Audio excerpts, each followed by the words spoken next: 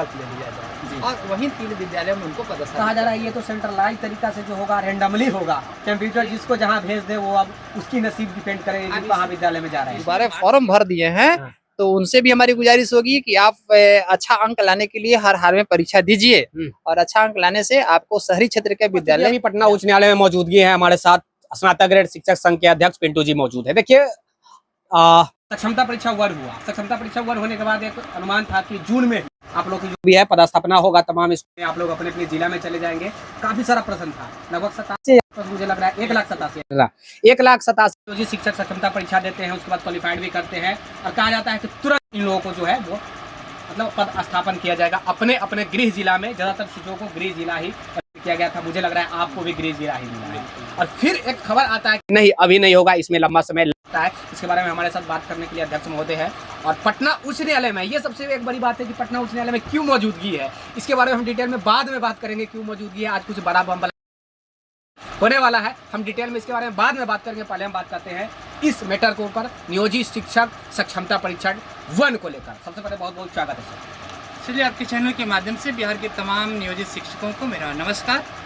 और मैं आपको बता देना चाहता हूं कि बड़ी बेसब्री से बिहार के 1,87,000 शिक्षक जो प्रथम सक्षमता परीक्षा उत्तीर्ण किए थे और जो रफ्तार परीक्षा फॉर्म भरने से लेकर परीक्षा देने तक के बीच में थी, ना जाने उस रफ्तार पर ब्रेक क्यों लग गई, समझ से परे है। पूरे बिहार के 1,87,000 शिक्षक इंतजार कर रहे हैं और आज तक उस पर जो है कोई कार्रवाई नहीं की गई। आचार संहिता लग गया मार्च में, इसके बाद मार्च से लेकर के इधर आ गया आपका जून का महीना, आचार संहिता समाप्त हुई जून के प्रथम सप्ताह में ही हो गया था। लेकिन अभी तक इस पर कोई कार्य नहीं हुआ। 2 दिन सचिवालय में उच्च स्तरीय बैठक निर्धारित की गई थी ताकि उस पर डेट वगैरह सब क्लियर किया जाए, लेकिन अभी तक कोई डेट नहीं हुआ, कुछ भी कार्य नहीं किया गया है। इससे लेकर के पूरे बिहार के शिक्षकों में आक्रोश उत्पन्न हो रहा है। चुनाव के बाद होगी क्या, कुछ नहीं कहा जा सकता है कि कब होगा, जब अभी तक बैठक तक नहीं आयोजित की गई है, ये शुभ संकेत नहीं है। तो कहने का मतलब है कि सरकार को चाहिए था कि अविलंब इस पर कार्य करे, है ना, जितना जल्दी हो सके इस दिशा में कार्य करना चाहिए। काफी विलम्ब हो चुका है पहले से ही, है ना, और इस पर अब विलम्ब करना उचित नहीं है। अभी मंत्री जी का स्टेटमेंट आया था कि सक्षमता 2 और 1 दूसरा आयोजन हो जाएगा, उसके बाद दोनों को एक साथ करेंगे। लेकिन मैं दावे के साथ सरकार करेगी तो मैं न्यायालय में इस पर याचिका दायर करूंगा। क्योंकि सक्षमता 1 की वरीयता जो है वो प्रभावित हो जाएगी। जब आप 6 महीना 4 महीने पहले उनसे परीक्षा लिए मीटर हो जाएगा, बिल्कुल होगा।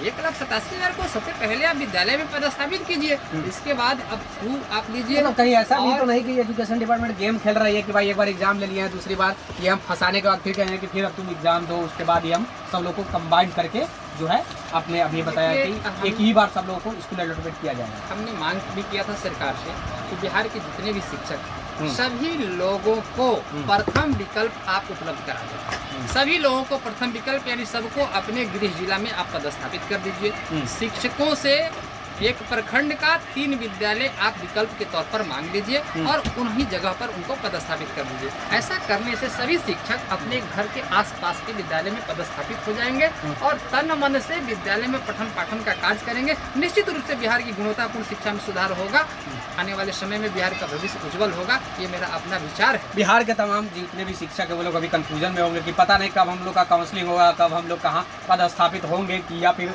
चुनाव के बाद होगा। इसके बारे में थोड़ा बहुत आपके पास अगर कोई मैसेज है तो दे सकते हैं। बिल्कुल, अभी तक जहाँ तक हमें जानकारी, जुलाई महीने हाल का पदस्थापन का कार्य हो जाना चाहिए और इस दिशा में लेकिन हम सरकार से बार बार गुजारिश कर रहे हैं कि जितना जल्द हो सके, अब विलम्ब ज़्यादा करना शिक्षकों का धैर्य होता जा रहा है, इसलिए समय रहते इन्हें हर हाल में प्रथम विकल्प के रूप में पदस्थापित कर दें। क्या नौबत आ गया, पटना उच्च न्यायालय का दरवाजा खटखटाए हुए हैं, ऑफिस में वकील साहब के ऑफिस में क्या?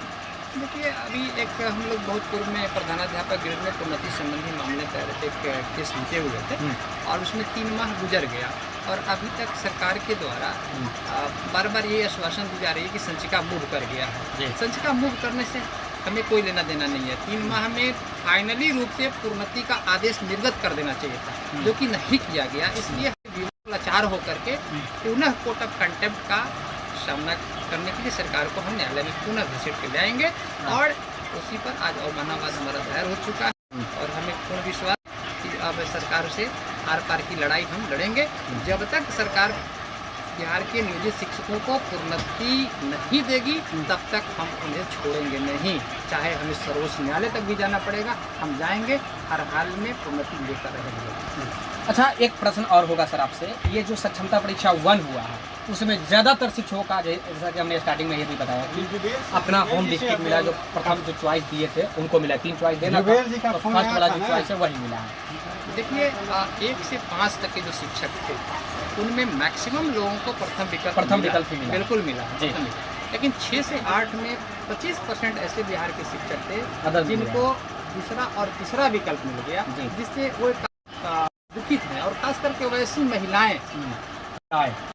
महिलाएं जो जिनके पति और पत्नी दोनों हैं, पता चला कि पति दरभंगा में और पत्नी चली गई बेगूसराय, बच्चा कहाँ रहेंगे, ये हालात बनी। जबकि सर्विस लॉ का एक सर्कुलर है कि अगर दोनों जॉब में हैं तो उसको एक ही जिले में पदस्थापित किया जाए, इस नियम का पालन नहीं किया गया। नंबर 2, आरक्षण में विकलांग लोग जो थे उनके लिए कोई प्रावधान नहीं किया गया, ये तो बिल्कुल संविधान का ही धज्जी उड़ा दिया गया। आरक्षण में दिव्यांग को प्राथमिकता दी जाती है और उनको अपने गृह जिले में पदस्थापित करने का विकल्प दिया जाता है, लेकिन ऐसा किया ही नहीं गया। तो आरक्षण का पालन यहाँ नहीं किया गया, जिसकी वजह से दिव्यांग लोग दूसरे जिले में चले गए, ये भी एक गलत चीज़ है। और भी कुछ चीज़ें हैं जो उम्र के आधार पर, मानवता के आधार पर, कई ऐसे भी डिफेंस वगैरह में हस्बैंड हैं, अब महिलाएं शिक्षिका हैं, उनको जो है जिला बदल कर दिया गया।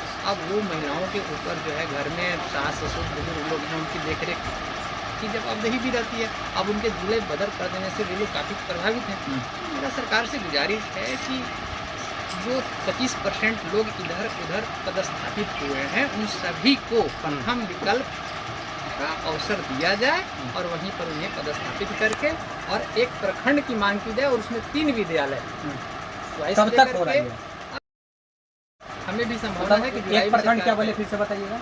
एक प्रखंड अच्छा का डिमांड कीजिए, एक प्रखंड, एक जिले में एक प्रखंड में 3 विद्यालय का विकल्प ले लिया जाए और वहीं 3 विद्यालय में उनको पदस्थापित कहा जा रहा है। ये तो सेंट्रलाइज तरीका से जो होगा, रैंडमली होगा, कंप्यूटर जिसको जहाँ भेज दे वो अब उसकी नसीब डिपेंड करेगी कि कहाँ विद्यालय में जा रहे हैं। इसमें मार्क्स के आधार पर आप जब 3 विद्यालय का मांग कर रहे हैं तो 3 विद्यालय में अगर उसका मार्क्स के आधार पर नहीं आ पाता है तो चौथा आसपास के जो विद्यालय उसमें आप प्रस्तावित कर दीजिए। अच्छा, ये कहा जा रहा है गेम की तरह होगा, गेम चेंजिंग गेम की तरह होगा कि जिसको जो विद्यालय मिले। शुरुआती दौर में ऐसी चर्चाएं चल रही थी, लेकिन हम लोग का मांग पत्र विभाग को दिया गया, उस पर एससीएस महोदय विचार कर रहे हैं।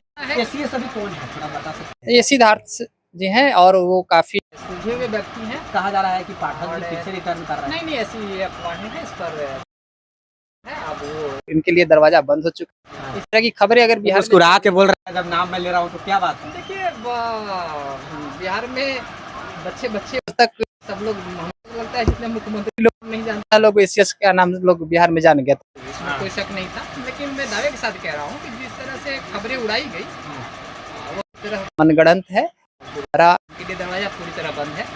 सरकार उनको कहीं न कहीं दूसरी जगह ही रखेगी, तो उससे भूमि सुधार राजस्व दिया गया है, वहीं पर रहेंगे, अन्यथा हम विकल्प खोजेंगे। मैं वहाँ गया था, वो नहीं थे। शिक्षा विभाग वहाँ से नेम प्लेट तक हटा दिया गया उनको। हाँ, मैं खुद वहाँ गया हुआ था। वहाँ पर भी दीपक बाबू को प्रभार दे दिया गया जब तक वो छुट्टी पर।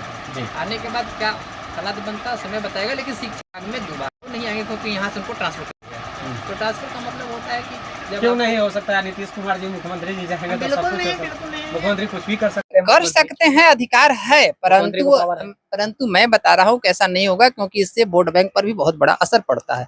अभी आपको मैं बता रहा हूँ, पूरे बिहार में शिक्षकों की गर्मी की छुट्टी में कटौती कर देना है ना, विद्यालय का समय जो माननीय मुख्यमंत्री जी के द्वारा कहा गया था कि 10 से 4 ही विद्यालय चलेगा, वो 9 से 5 चलता रहा। तो ये सब कुछ कार्यक्रम जो थे उनके, जिसकी वजह से शिक्षकों के अंदर आक्रोश रहा और इसका प्रभाव जो है सरकार के ऊपर अच्छा नहीं पड़ता है। निकट भविष्य में विधानसभा का भी चुनाव है, तो इन सारी बातों को मद्देनजर रखते हुए मैं उम्मीद करता हूं कि अभी जो फिलहाल में जो एससीएस हैं काफी सुधारवादी हैं और सबकी सुनते भी हैं और के इसीलिए सिद्धार्थ जी जो जी हाँ, तो हमको पूर्ण विश्वास है कि सक्षमता वाले में भी लोगों को न्याय मिलेगा। कहने ऐसे का मुझे मतलब आप लोग खुश हैं के सिद्धार्थ जी जो नया बिल्कुल, एसीएस आया बिल्कुल है खुश हैं, बिल्कुल खुश हैं, क्योंकि पाठक जी की उनके अपेक्षा। सारे फैसले जो पाठक जी ने गलत फैसले जो भी लिए थे, गलत फैसला, उनको ब्रेक कर रहे हैं वो सारे गलत फैसले को इन्होंने परिवर्तन करना शुरू कर दिया है। परिवर्तन दिख भी रहा है।